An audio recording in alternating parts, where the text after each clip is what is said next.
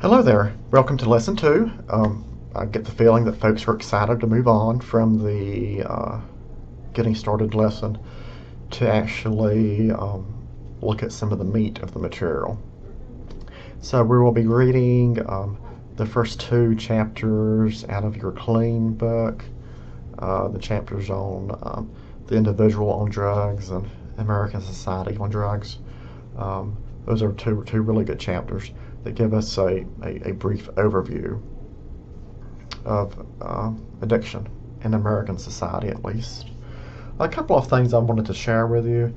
I've taught this course in one form or another at various college levels since about 2007.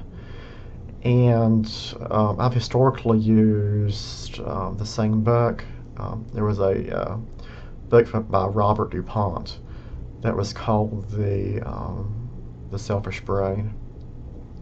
And last year was the last fall, in 2013, was the last time I used the book. It was beginning to show some age on it because it was printed prior to in the late 90s, I believe. But the information was still extremely relevant, especially for an introduction addictions course. And I chose to replace that particular book with the clean book that you have in front of you by David Schiff, which I believe will achieve the same goals, just in a more updated fashion. And it seems to be a pretty good read for most folks who I have talked with. So the clean book will be our primary resource for the semester that we will be using to build other types of information on top of. So in this lesson number 2, we'll be looking at the clean material, those two chapters, plus we have multiple videos to watch. Many of the videos, all videos are online for free. You'll be able to watch at your own pace by the due date. I also give you links. Many of the videos are from the HBO series Addiction. And if you really, really like the videos and would like to see more of a similar type presentation, they can be purchased online really, really cheap, either used or new, that type of thing. Plus, we will be looking at other videos as we go through. For every lesson in the semester, we will have a corresponding set of videos that go along with the reading, sometimes directly, sometimes indirectly. And it usually enhances your learning experience. I've also given you significant narratives in this lesson from the clean, some of the material in clean, and with quotes in my response to kind of introduce our topic.